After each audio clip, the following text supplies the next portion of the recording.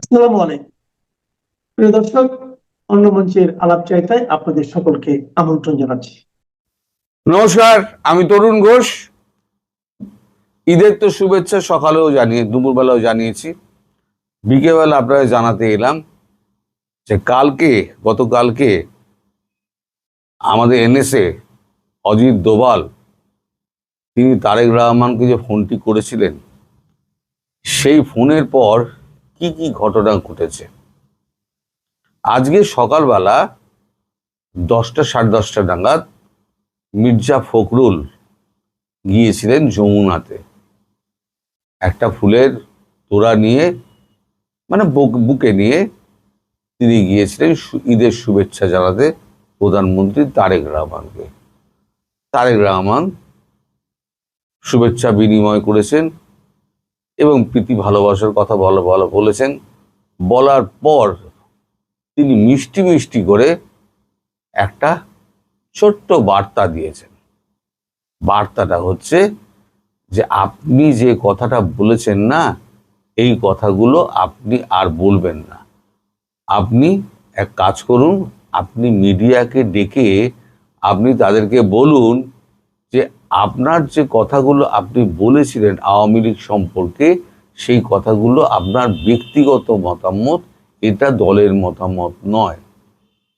আপনি আমাদেরকে বিপদে ফেলে দিয়েছেন এই কথাটা বলে, কারণ আমাকে চারদিক ম্যানেজ করে কাজ করতে হচ্ছে।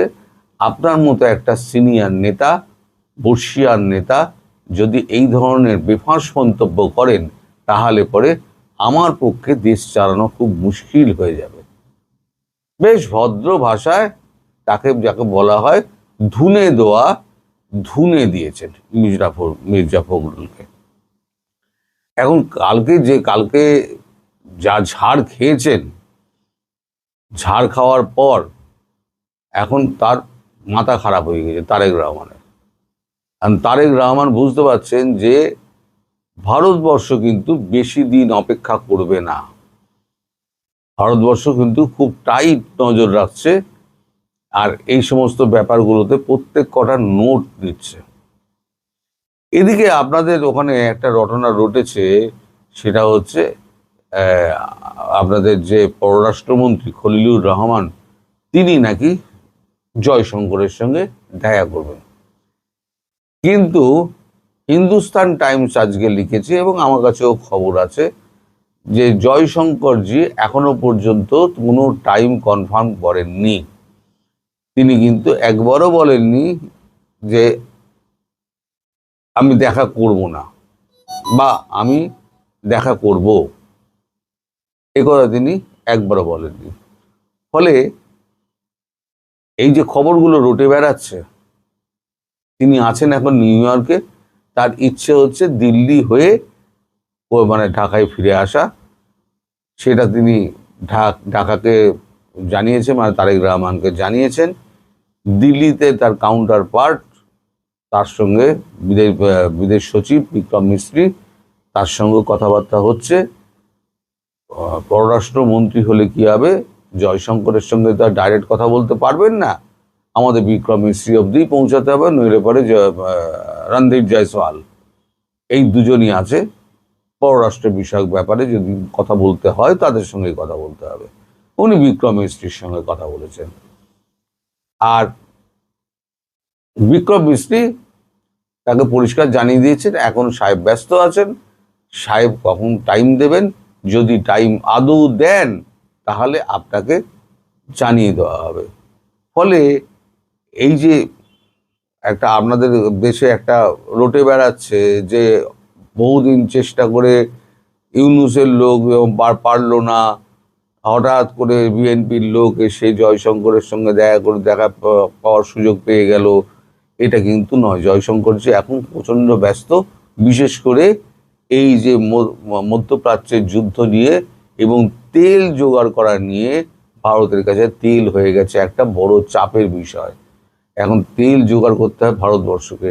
তেল জোগাড় না করতে পারলে ভারতবর্ষে তেলের যোগানটা কমবে। আমি গতকালকে বলেছিলাম না যে আমাদের নিজেদের লাগের 1,50,00,000 ব্যারেল পার ডে। একটা ব্যারেলে বোধহয় 362 না কত লিটার বোধহয় একটা তেল থাকে, এরকম একটা হিসেব আছে। কম বেশি হতে পারে, আমি ভুলও হতে পারি, একটু দেখে নেবেন আপনারা। তো সেই তেল 140 কোটি দেশের লোকের সেই তেল মানে জোগাড় করা, এটা একটা মানে হিউজ টাস্ক। তো তাকে সেই কাজটা করতে হচ্ছে, মোদিজিও সেই কাজ করে যাচ্ছেন। ফলে এখন এই ঠুনকো বিষয় নিয়ে কথা বলার মতো সময় জয়শঙ্করজির কাছে নেই। হয়তো জয়শঙ্করজির সঙ্গে এবারে দেখা নাও হতে পারে, তবে এটা খলিলুর রহমানকে বলে দেওয়া হয়েছে, আপনি অপেক্ষা করুন, যদি সবুজ সংকেত পান তাহলে পরে এখানে আসবেন, নইলে আপনি আপনার নিজস্ব গন্তব্যে যেখানে যাওয়ার আপনি চলে যাবেন। এটা হচ্ছে ভারতের পক্ষ থেকে বলা। আর একটা বিষয় হচ্ছে যে আওয়ামী লীগের ব্যাপারে যে সিদ্ধান্ত যেটা ভারত নিয়েছে, আওয়ামী লীগের ব্যাপারে যে আওয়ামী লীগকে ধীরে ধীরে ধীরে ধীরে পুনঃস্থাপিত করা হবে, সেটা তারেক রহমানকে কালকে আর একবার মনে করিয়ে দিয়েছেন আমাদের অজিত দোভাল বলে দিয়েছেন যে কথা হয়েছিল এবং যেটা যে 10টি পয়েন্টের উপরে স্বাক্ষরাদি হয়েছিল, তাতে কিন্তু একটা সময় বেঁধে দেওয়া হয়েছিল। আপনি সেই সময়টা পার করে গেছেন, ক্ষমতায় বসার পর 1 মাস পেরিয়ে গেছে, এখনো আপনি বলছেন আরো 2 মাস 3 মাস সময় লাগবে। তার মধ্যে আপনার একজন বর্ষিয়ান নেতা তিনি এরকম আলটপকা মন্তব্য করে আমাদেরকে আরো বিভ্রান্ত করছেন। ফলে আপনাকে নিশ্চিত করতে হবে যে আওয়ামী লীগ এই তার ওপর থেকে যত মামলা টামলা, আওয়ামী লীগ সমর্থকদের যে মামলা টামলা আছে সেগুলোকে আপনি তুলে নেবেন। আপনি লেখক, বুদ্ধিজীবী, সাংবাদিক, শিল্পী যত আছে তাদেরকে মামলা মুক্ত করবেন। শেখ হাসিনার ব্যাপারে মামলা যেগুলো আছে সেগুলো আইসিসি থেকে তুলে নেবেন। তাকে রাজনৈতিক একটা পরিবেশ, সুস্থ পরিবেশ তৈরি করে দেবেন রাজনীতি করার জন্য, সেটা আপনি করবেন। সেগুলো যতক্ষণ না কমপ্লিট হচ্ছে আপনি ভারতের থেকে কোনো রকম আশা করবেন না। আপনি এই যে চিঠি দিয়েছেন না, যে ভারতকে আমরা অনুরোধ করছি এই পাঠান, ওই পাঠান, সেই পাঠান, ভারতের দিক দিয়ে কোনো আশা করবেন না। আর দ্বিতীয় কথা হচ্ছে, আমাদের এখানে খাদ্যপণ্য আছে, কিন্তু এখানে পাঠানোর ব্যাপারে আমাদের এখানে একটা বিরূপ একটা প্রতিক্রিয়া আছে। ফলে দেশের যে বিরূপ প্রতিক্রিয়া সেটাকে কিন্তু আমাদের মান্যতা দিতে হবে। আপনারা চাইছেন ঠিক আছে, আমরা মানাও করছি না, কিন্তু দেশের মানুষের আবেগকে উপেক্ষা করে আমরা এমন কিছু করব না যেখানে দেশ বিপদে পড়তে পারে। কারণ বিজেপি জানে সামনে নির্বাচন, 5টি রাজ্যের নির্বাচন এবং একটি পুডুচেরি এবং কেন্দ্রশাসিত অঞ্চল, সেখানে নির্বাচন।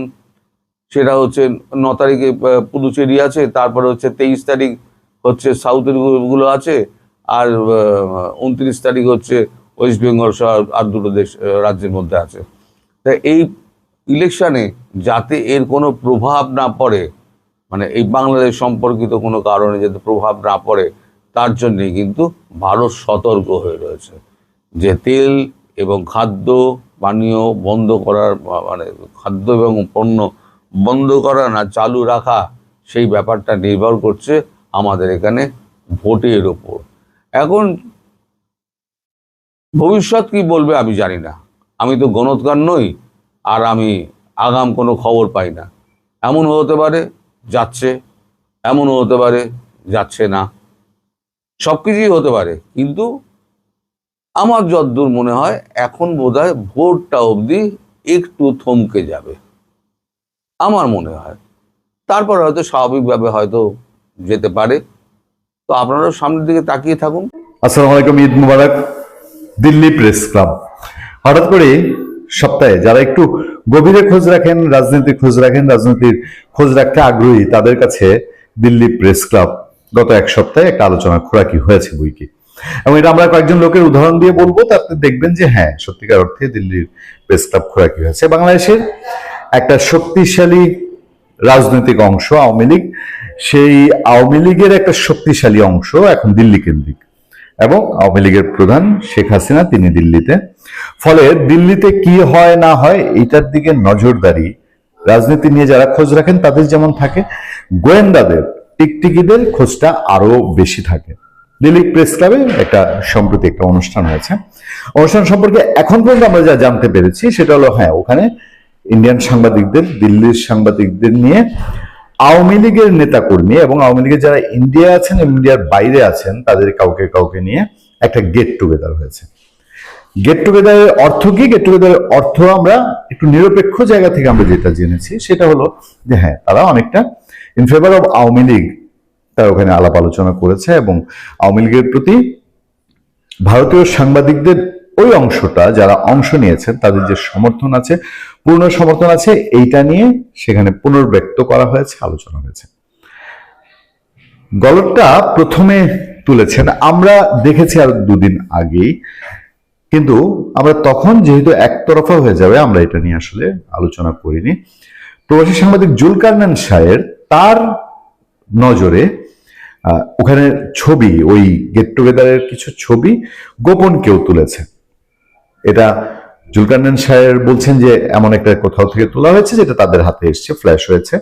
আর আওয়ামী লীগের দিক থেকে বলা হচ্ছে যে এটা ইচ্ছা করি একটা অংশ, এবং আওয়ামী লীগের ভেতরে কোনো অংশ যারা ওই গেট টুগেদারটা আয়োজন করেছেন এই অংশকে হাওয়া করার জন্য ছবি তুলিয়েছে। এবং সেখান থেকে বলার চেষ্টা হয়েছে যে দিল্লি প্রেস ক্লাবে আওয়ামী লীগের একটা ইফতার পার্টি হয়েছে, সেই ইফতার পার্টিতে দিল্লি বা ইন্ডিয়া সরকারের দায়িত্বশীল লোকজনকে দাওয়াত দেওয়া হয়েছিল, বড় বড় সাংবাদিকদের দাওয়াত দেওয়া হয়েছিল। জুলকারনাইন শাহের দাবি যে সেখানে গুরুত্বপূর্ণ সাংবাদিকরা যায়নি, অনেকে ইন্ডিয়ার কোনো মানুষ যায়নি, এবং এখান থেকে জুলকারনাইন শাহ তার ফেসবুক পোস্টে ডিসিশনে আসার চেষ্টা করেছেন যে ইন্ডিয়া আওয়ামী লীগের দিক থেকে মুখ ফিরিয়ে নিয়েছে। যদিও তীব্র প্রতিবাদ করেছেন আরো একজন মানুষ, তিনি হচ্ছেন আওয়ামী লীগ ঘরানার ব্লগার, আওয়ামী লীগের প্রতি পজিটিভ যিনি দৃষ্টিভঙ্গি রাখেন তিনি হচ্ছেন নিঝুম মজুমদার। নিঝুম মজুমদার বলেছেন যে আসলে ব্যাপারটা তা না, এবং ওখানে যে গোপনের ছবি তুলেছে এটা গোপনের ছবি তোলার কিছু ছিল না। সেখানে জাহাঙ্গীর কবির নানক উপস্থিত ছিলেন, এবং জাহাঙ্গীর কবির নানক একজন গেস্টকে বিদায় করতে গিয়ে বিচ্ছিন্ন হয়েছিলেন, সেই ছবি তুলে ধরে বলা হয়েছে তাদের ওখানে বিশেষ গ্যাদারিং ট্যাদারিং নেই। আমি একটু চোখ বুলাতে বলি, তারপর আমি আমরা যাদের সঙ্গে কথা বলছি সেই বিষয়টা আমি আপনাদেরকে বলবো।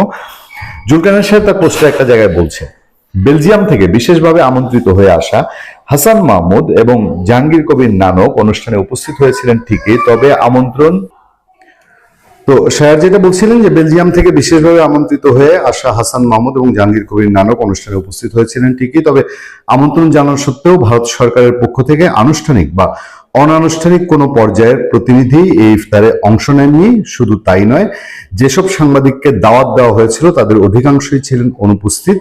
মূলধারার গণমাধ্যমের প্রতিনিধি হিসেবে শুধু ইন্ডিয়া টুডের একজন সাংবাদিককে সেখানে দেখা গেছে, যা আয়োজনের গুরুত্ব সম্পর্কে অনেক কথাই বলে। এবং সে পরে আরো বিস্তারিত বলেছেন যে মোটামুটি মানে তার ভাষায়, তার ধারণায় যে ভারত সরকারের কেউ না আসা এবং সাংবাদিক যোগদানে বিরত থাকা, এই দুই ঘটনা ইঙ্গিত বহন করে ভারত সরকার সম্ভবত সচেতনভাবেই এই আয়োজনকে এড়িয়ে গেছে। এর মাধ্যমে তারা বোঝাতে চেয়েছেন আওয়ামী লীগের পক্ষে কোনো অবস্থান নেওয়ার আগ্রহ তাদের নেই, বরং বাংলাদেশের বর্তমান নির্বাচিত সরকারের সঙ্গে সম্পর্ক স্থিতিশীল রাখা এখন তাদের মূল অগ্রাধিকার হতে পারে। শেয়ারের পরের লাইনটা যে বাংলাদেশের এই গভর্নমেন্টের সঙ্গে যে স্থিতিশীল রাখতে চায় এটা নিয়ে কোনো সন্দেহ নেই। আমাদের পরবর্তী আলোচনায় আপনারা নিশ্চয়ই আরো বিস্তারিত জানবেন যে তারেক রহমান এবং মোদী এবং তারেক রহমানের সফর প্রায় আসন্ন ভারতে। যাক, সেদিকে আমরা পরে যাব, কিন্তু এইটার শায়েরের বক্তব্যের পুরোই বিপরীত বক্তব্য জানা গেছে, এবং তিনি ডিফাইন করেছেন সেই অনুষ্ঠানে উপস্থিত থাকা দিল্লি প্রেস ক্লাবের সাবেক সভাপতি এবং দিল্লির ঝানু সাংবাদিক গৌতম লাহিড়ী আমাদের শোতে বলেছেন যে প্রথমত এটা কোনো ইফতার পার্টি ছিল না। শায়ের যেটাকে ইফতার পার্টি দাবি করেছে যেটা ইফতার পার্টি ছিল না, প্রোগ্রামটা ছিল রাত 8টায়, ইফতার পার্টি হয় না, এবং যেন মানুষ যারা আসবেন তারা ইফতার করে আসতে পারেন এই জন্য প্রোগ্রামটা রাত 8টায় করা হয়েছে। গৌতম লাহিড়ী আরো জোরদার বক্তব্য সেটা হচ্ছে যে ইন্ডিয়া প্রেস ক্লাব কখনো ধর্মীয় কোনো অনুষ্ঠান আয়োজন করে না। এইটা সনাতন ধর্মাবলম্বীও না, খ্রিস্ট ধর্মীয় না, বৌদ্ধ ধর্মীয় না, একইভাবে মুসলমান ধর্মাবলম্বী কোনো অনুষ্ঠান তারা অসাম্প্রদায়িক একটা ইমেজ তৈরি করে রাখে। এবং গৌতম লাহিড়ীর সাথে যোগ করেছিলেন যে ওখানে আসলে সুরাপান করা হয় ইন্ডিয়ান প্রেস ক্লাবে। বিশাল যেই হলরুম, ঢুকলে পরে শত শত সাংবাদিক বসে থাকে, সেখানে অনেকেই পান করেন, এটা মোটামুটি সুবিদিত। এর পাশাপাশি গৌতম লাহিড়ী বলেছেন ওই অনুষ্ঠানে ইন্ডিয়ান কোনো টেলিভিশন সাংবাদিককে দাওয়াত করা হয়নি, শুধু পত্রিকার সাংবাদিকদের দাওয়াত করা হয়েছে। ফলে ইন্ডিয়া টুডের সাংবাদিক আসা সম্পর্কে শায়ের যেটা বলেছেন যে ইন্ডিয়া টুডে একটি টেলিভিশন চ্যানেল, ফলে তাকে আমন্ত্রণ জানানোর বিষয় নেই। এর বাইরে যারা থাকার তারা সবাই সেখানে উপস্থিত ছিলেন। এই জুলকারনাইন শায়েরের বক্তব্য যে আমরা কেন আজকে তুলেছি, একে তো গৌতম লাহিড়ী বলছেন সোশ্যাল মিডিয়া আলাপ হয়েছে, পাশাপাশি আওয়ামী লীগ ঘরানার ব্লগার নিঝুম মজুমদার তিনি এটাকে খুব শক্তভাবে ডিফাইন করেছেন। নিঝুম মজুমদার যে কথাগুলো বলছেন তার মধ্যে গুরুত্বপূর্ণ হলো press club of India Delhi এইখানে 13 মার্চের একটি কথিত মিটিং ঘিরে জুলকারনাইন শায়ের একটি লেখা লিখেছেন, যেখানে তিনি লাইনে লাইনে ভুল তথ্য দিয়েছেন। সবচাইতে বড় ভুল তথ্য দিয়েছেন মাননীয় পররাষ্ট্রমন্ত্রী, তারা এখনো তাকে মন্ত্রী মনে করেন, হাসান মাহমুদকে নিয়ে, যিনি এখানে ছিলেনই না। হাসান মাহমুদ ওই অনুষ্ঠানে ছিলেনই না, কিন্তু জুলকারনাইন শায়ের বলেছেন যে সেখানে হাসান মাহমুদ ছিলেন। তবে একই সাথে এটা একটা ট্র্যাপও। কেন ট্র্যাপ সে বিষয়ে আমি কিছু বলবো না, সবকিছু বলার দরকার নাই, যারা বুঝবার তারা বুঝলেই হলো। তবে এদিন কি হয়েছিল আমি বলছি সে বিষয়ে। শায়ের সাহেব দাবি করেছেন মাননীয় পররাষ্ট্রমন্ত্রী হাসান সাহেব এই দিল্লির সবাই ছিলেন। জানিয়ে রাখি এটা ভুল তথ্য, মন্ত্রী মহোদয় ভারতে নেই, অন্য দেশে রয়েছেন। বাংলাদেশ আওয়ামী লীগের দুজন শীর্ষস্থানীয় নেতা দিল্লিতে এসেছিলেন, যেমনটা তারা অন্য সময়ে আসেন। এখানে লুকোছাপার একদম কিছু নেই। তাদের এইবারের সফরের একটা সেগমেন্ট ছিল ভারতীয় সাংবাদিকদের সাথে বসা, সৌজন্য সাক্ষাৎ, কুশলাদি বিনিময় ইত্যাদি। এই প্রোগ্রামে অ্যারেঞ্জ ছিল এই প্রেস ক্লাবের লাউঞ্জে। আমন্ত্রিত সাংবাদিকরা সবাই এসেছেন, তবে কেউ কেউ আগে ভাগে চলে গেছেন, কেউ একটু পরে এসেছেন, এমন ছিল। সেখানে বাংলাদেশ আওয়ামী লীগের দুজন নেতা ছাড়াও আমাদের আরো কয়েকজন ভাই ব্রাদার ছিলেন, নাম জানার দরকার নেই। প্রেস ক্লাব অফ ইন্ডিয়াতে আপনি যদি কখনো যান, আপনি দেখবেন ঢুকতেই হাতের বামে শত শত সাংবাদিক বসে থাকেন, আড্ডা দেন, পান করেন, গল্প করেন। সেখানে নানকের ঘটনাটি তিনি তুলে ধরেছেন। এই হচ্ছে দুই দিককার ডিবেট। একদল বলছে যে ইন্ডিয়া একেবারেই উড়িয়ে দিয়েছে আওয়ামী লীগকে, আর পাত্তা দেয় না। আমার একটা ছোট প্রশ্ন, ইন্ডিয়া যদি আওয়ামী লীগকে পাত্তা না দিত, আওয়ামী লীগের লোকজন কি এখন ইন্ডিয়ায় থাকতে পারে? আর সাংবাদিক গৌতম লাহিড়ী বারবার বলছেন যে ইন্ডিয়া এখনো এই সরকারের সঙ্গে সর্বাত্মক কাজ করতে চায়, সরকারকে সর্বোচ্চ সহযোগিতা দিতে চায়, এবং তারেক রহমানের প্রতি ইন্ডিয়ার আকণ্ঠ সমর্থন রয়েছে। কিন্তু তারা এটাও চায় যে আওয়ামী লীগ রাজনীতিতে ফিরে আসুক, এই বিএনপির সময়ে আওয়ামী লীগ রাজনীতিতে থাকুক। ফলে ইন্ডিয়া একেবারে আওয়ামী লীগ থেকে মুখ ফিরিয়ে নিয়েছে, এই কথাটা নিয়ে সম্ভবত একমত হওয়ার সুযোগ নেই। আপনি তো শুনেছেন যে ওই যে গিদর ফারুকি নাকি সরোর ফারুকি বলেছে যে তারেক রহমানের মধ্যে তার পিতার ছাপ দেখতে পাচ্ছে, তিনি জিয়ার পথে এগোচ্ছেন। তো তিনি তো জিয়ার পথে যদি এগোতে থাকেন তাহলে তার ইউনুসের না, তিনি তার পিতার পথেই হাঁটতেছেন। বাংলাদেশের মুক্তিযুদ্ধের পক্ষে শক্তিকে টুটি চেপে ধরবেন, রাজাকার আলবদরদের তিনি ছেড়ে দিবেন, মাঠে ছেড়ে দিবেন, খোলা মাঠে। সেটা তিনি করে যাচ্ছেন। এটা ইউনুসের বর্ধিত না, এটা তারেক রহমানের তার পিতারই বর্ধিত অংশ। তার মধ্যে একটু বোনাস হিসেবে ইউনুসের ছোঁয়া তার গায়ে লেগে গেছে আর কি, চাচার ছোঁয়া তার গায়ে একটু লেগে গেছে। এটা ইউনুসের বর্ধিত বললে তাকে তার অন্যায়টাকে, তার অবিচারটাকে কম, মানে তাকে একটু ছাড় দেওয়া হয়। এগুলো ব্যাখ্যা, এর মানে এই না, এর মানে মির্জা ফখরুল সাহেবের যে কথার ব্যাখ্যা তিনি বলে দিয়েছেন আওয়ামী লীগ নিষিদ্ধ। তা আওয়ামী লীগ নিষিদ্ধ হলে কাজ করবে কে? দেশের বাইরে কি আর ভিতরে কি? অর্থাৎ আপনি যখন বলে দিয়েছেন, ধরেন এখন বলে দিল যে ফজলুর বাড়ির ইউটিউব চ্যানেল নিষিদ্ধ, তার মানে এখানে কি সকল কার্যক্রমই নিষিদ্ধ, সেটা আপনার দর্শকরাও নিষিদ্ধ, আলোচকরাও নিষিদ্ধ, আপনিও নিষিদ্ধ হয়ে যাবেন। এটার মানে তো এই না যে ফজলুর বাড়ি এখানে শুধু তাহলে ফরিদ আসবে না আর সবাই আসবে, তা তো বলে নাই। সরাসরি বলে দিয়েছে আওয়ামী লীগ নিষিদ্ধ ছিল, নিষিদ্ধ থাকবে। একটা রাজনৈতিক দল যখন নিষিদ্ধ থাকে তখন তার সকল কার্যক্রম নিষিদ্ধ হয়ে যায় অটোমেটিক্যালি। এবং তিনি সেটা আবার প্রাউডলি বলেছেন। তিনি বলেন নাই, আমি বুঝতে পারলাম না, তিনি তো একটা কূটনৈতিক ভাষা ব্যবহার করতে পারতেন, তাতে মানে সাপও মারা যাইতো, লাঠিও ভাঙতো না। যেমন তিনি যদি বলতেন এটা আইন আদালতের বিষয়, তাহলে কিন্তু আমরা এই সমালোচনা করার সুযোগ পেতাম না, তিনি কাজটাও করতে পারেন। অর্থাৎ শকুনে যখন মরা খায় আমাদের আঞ্চলিক ভাষায় আছে যে শকুনে মরা গেলে পাখা আউল মানে ঢেকে খায়, কিন্তু কিছু কিছু মানুষ শকুনের চেয়েও যারা খারাপ তারা ঢেকে খান, এমনি খাওয়া শুরু করে। তো মির্জা ফখরুল সাহেব শকুনের কাছ থেকে বুদ্ধি নেন না যে ঢেকে ঢুকে খেতে হয়, তিনি প্রকাশ্য খাওয়া শুরু করেছেন মৃত সব দেহ। কিভাবে? তিনি যদি বলতেন এটা আদালতের ব্যাপার, এটা আদালতে তারা যাবে, গেলে বোঝা যাবে, আদালত সেটা দেখবে, তাহলে কিন্তু মির্জা ফখরুলের ঘাড়ে কোনো কাঁটা লাগতো না, রাজহাঁসের মতো তিনি ময়লার ভেতর থেকে বেরোয় যেতে পারতেন। কিন্তু এখন তিনি স্পষ্টই বলে দিয়েছেন যে নিষিদ্ধ থাকবে, অর্থাৎ তিনি আদালতের ঊর্ধ্বে হয়ে গেছেন, কোর্টের ঊর্ধ্বে গেছেন, সংবিধানের ঊর্ধ্বে গেছেন, এটা আদালতের বিষয়। মির্জা ফখরুল সাহেব কিভাবে বলে নিষিদ্ধ আছে, নিষিদ্ধ থাকবে, এটা বলার কি তার অধিকার আছে? এটা কি কেউ বলতে পারে? এটা তো আইন আদালতের বিষয়। তার মানে বোঝা গেল সেই নির্বাহী আদেশ যে দিয়েছে তার সাথে তারা একমত। তারাও চাচ্ছে ইনুসের মতো, তারাও চাচ্ছে জামাতের মতো, তারাও চাচ্ছে খালি মাঠে গোল দিবে ওই খালার স্বামী আর মায়ের স্বামী, এরাই মাঠে থাকবে, আর কেউ থাকবে না। বিষয়টা এরকম আর কি, মিলকে জুলকে আরে থাকবে, অর্থাৎ আওয়ামী লীগ ছাড়া সবাই থাকবে, শুধু আওয়ামী লীগ থাকবে না। কিন্তু অত্তনালী তো দেশের না, বাংলাদেশ আওয়ামী লীগ তো মির্জা ফখরুল সাহেবের দয়ার উপর নির্ভর করে না। মানে তিনি এই যে চখারা জাকারের সওয়ালের কথাই তো বাংলাদেশ আওয়ামী লীগ চলবে না। বাংলাদেশ আওয়ামী লীগ আইয়ুব খানের কথাই চলে নাই, টিক্কা খানের কথাই চলে নাই, বাংলাদেশ আওয়ামী লীগ ভুট্টোর কথাই চলে নাই, বাংলাদেশ আওয়ামী লীগ বুঝি চোখা রাজাকারের সওয়ালের কথাই চলবে। বাংলাদেশ আওয়ামী লীগ জানে তার কি করতে হবে, বরং তিনি এটা বলে তিনি তার নিজের দলের জন্য অদূর ভবিষ্যতে তার দলের জন্য বিপদ ডেকে আনলেন, এটা আমি নিশ্চিত। তিনি হয়তো তার বয়স বেশি, তিনি হয়তো মারা যাবেন, দেখে যেতে পারবেন কিনা জানি না, আমি দোয়া করি তিনি একটু বেঁচে থাকেন, তার আয়ু দীর্ঘ হোক। তিনি তার কথার এই যে কথাটা তিনি বললেন তার প্রতিক্রিয়া কি হয় সেটা একটু তিনি দেখে তারপর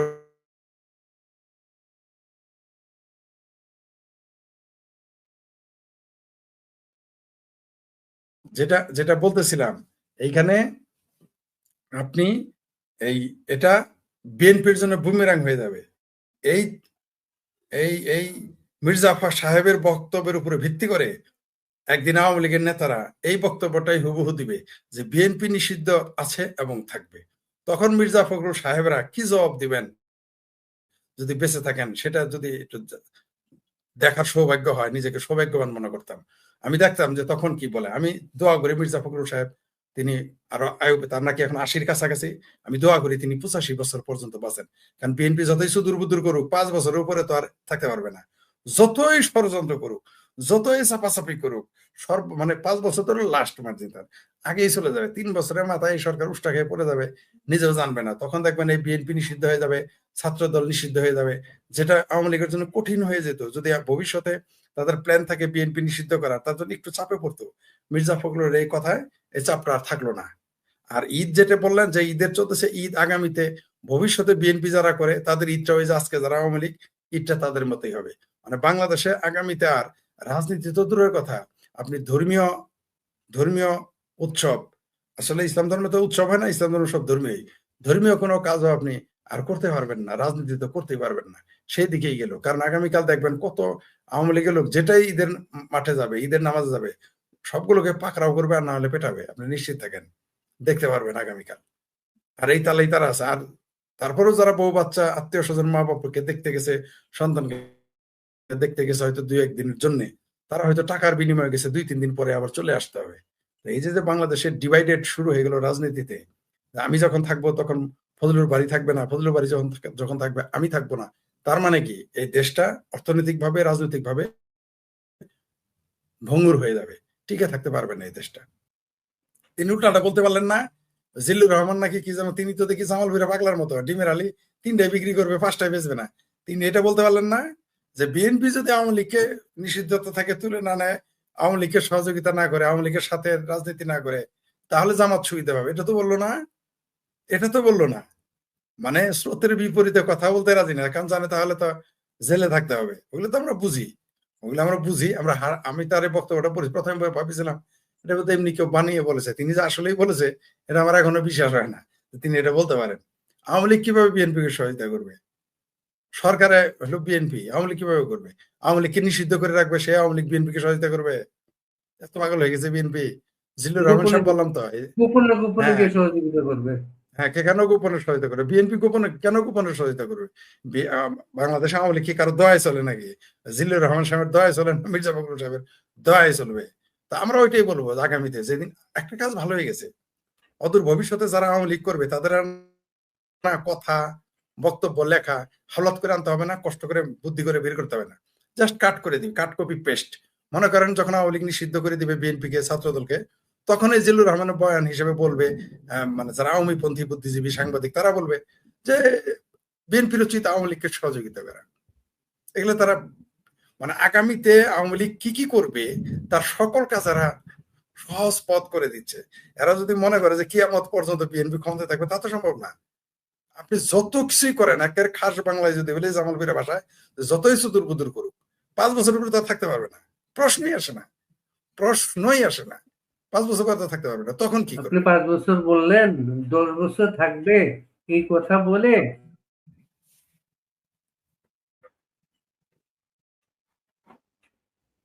কারা থাকবে 10 বছর? BNP? Doctor Zahidur Rahman, doctor Zahidur Rahman BNP খুব স্বাভাবিকভাবে 10 বছর থাকবে, এই বক্তব্য দেওয়ার পর উনি উপদেষ্টা হয়ে গেছেন। কিন্তু এখন উনি এই কথা বলে তো উপদেষ্টা হয়েছে, তাহলে আমার তো মহা উপদেষ্টা বানানোর দরকার আওয়ামী লীগের। আমি তো মনে করি যে যখন তখন উষ্টা খায় পড়ে যাবে এই সরকার।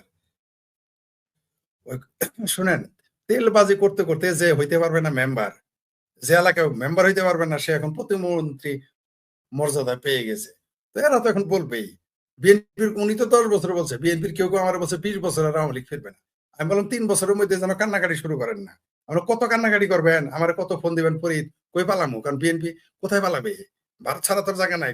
চাপা যতই মারুক, ভারত বিরোধিতা যতই কারুক, 10 দিন জানে সরকার ডিজেলের জন্য যাইতে হয়েছে, 15 দিন যায় নাই সরকারের চাউলের জন্য 15,000 মেট্রিক টন চাউল নিতে হয়েছে। মানে কোন অবস্থাতে আপনি ভারত ছাড়া এদের পালায়, কিন্তু ভারত তো না আমারই ফোন করবে। বলছি তাকে যে আপনারা কিন্তু 3 বছরের মধ্যে আমার ফোন করবেন, পরে পালামো কেমনে ভারতে গিয়ে? আপনারা বলছেন না যে আমি ভারতে পালাইছি, যদি আমি ভারতে আসি না কই আছি, ওটা যারা আপনারা আমাদের কাছের তারা জানেন আমি কোথায় আছি। তো এরা পালাবে তখন, এই ভারতে পালাইতে হবে তাদের, পালানো ছাড়া তাদের জায়গা নাই, ওটা আমরা জানি।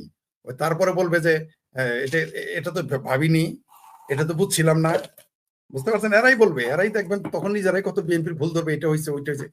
এরা এই এই জাহেদুর, যেটাকে আমি পেতিপাড়া বলি আর কি আমাদের এলাকায়, মানে সবচাইতে পেতিপাড়া কেন বলে ওটা ব্যাখ্যা করলাম না। তো আমাদের এই পেতিপাড়া যে আছে জাহিদুর রহমান, এরাই একদিন বলবে যে আওয়ামী লীগকে নিষিদ্ধ করা ভুল ছিল। এটা তারা বুঝতে পারবে, এরাই বলবে। আপনি দেখবেন যে আওয়ামী লীগের নিষিদ্ধতা তুলে না নেওয়া, আওয়ামী লীগের উপরে ইউনূস সরকারের পরও নির্যাতন নিপীড়ন জারি রাখা, এটা বিএনপির জন্য ভুল হয়েছিল। এই জাহিদুর রহমানরাই বলবে আপনি নিশ্চিত থাকেন, ক্ষমতা থাকলে কত কিছু বলা যায়, কত কিছু করা যায়। ক্ষমতা যখন থাকবে না, তখন আমরা দেখবো কে কত কথা বলে। আমরা তো তাও কথা বলে যাইতেছি, এদের মুখে শক্তিও থাকবে না তখন, ওগুলো আমরা জানি। কারণ পাকিস্তান তো জায়গা দিবে না, যতই পাকিস্তান প্রেমে মুগ্ধ থাকুক। মন্ত্রিত্বের সাথে একটা জি। ফাউল টক, এটাকে অঙ্গাঙ্গের শব্দ হয়েছে মন্ত্রী ফাউল টক, নতুবা এই যে আমার মানুষ ক্রাইসিসে আছে, মানুষ গাড়ি পাচ্ছে না, মানুষ মানে তার ন্যায্য দামে যেতে পারছে না, 1000 টাকা যাচ্ছে ভাড়া, মন্ত্রী বলেই যাচ্ছেন। এগুলো অপপ্রচার। কেউ কিন্তু বেশি টাকা নেয় নাই। আবার মন্ত্রণালয় বলছে যে এরকম যারা বেশি ভাড়া নিয়েছে তাদের ভাড়া ফেরত দেওয়া হচ্ছে। তো মন্ত্রী বলছে বেশি ভাড়া নেয় নাই, কোনটা ঠিক তাহলে? এখন তাদের কথাতেই তারা ঠিক নাই, আমরা কি বলবো? মানে তাদের নিজেদের সাক্ষী, অত বাপের সাক্ষীতে পোলা হইলো বাটপার, আর পোলার সাক্ষীতে বাপ হইলো বাটপার।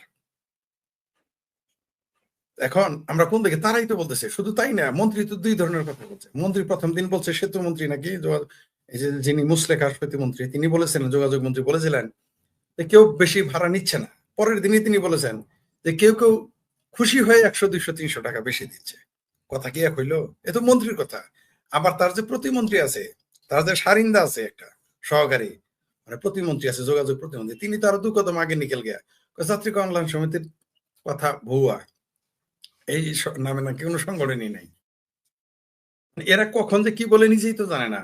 টিভিতে, ইউটিউবে, ফেসবুকে খুললেই তো দেখা যাইতেছে কে কত বেশি দিয়ে যাচ্ছে, কিভাবে যাচ্ছে। একটা রেলের টিকিট যেটার দাম 500, সেটা 990 টাকা দেখিনছে টিভিতে, সে সাক্ষাৎকার দিতেছে। এখন কেউ যদি মানে চোখ থাকিতে অন্ধ হয় আমরা কিভাবে ফেরাবো? কেউ যদি কান থাকিতেও ঠসার অভিনয় করে, আমাদের কিছু করার নাই তো। কিন্তু মানুষ তো এগুলো দেখতেছে আর হাসতেছে। এই মন্ত্রী ক্ষমতায় যখন থাকে তার আশেপাশে যে চামচেরা থাকে, আমি বুঝি না মন্ত্রী কি তার, তিনি যেখানে মন্তব্য করেছেন, কমেন্টস করেছেন, সেই সংবাদের নিচে কি কি মানুষ লেখে, একটু তার পড়া উচিত, একটু শোনা উচিত, তাহলে না কল হইতো। কিন্তু তিনি তো ওই যে পিঠে পিঠে বেঁধেছি কুলো, পিঠে কুলো কুলো বেঁধে যদি আপনি চলতে থাকেন, তাহলে তো আর আপনার থুতু দিলে পিটাইলে তো আর কিছু হবে না।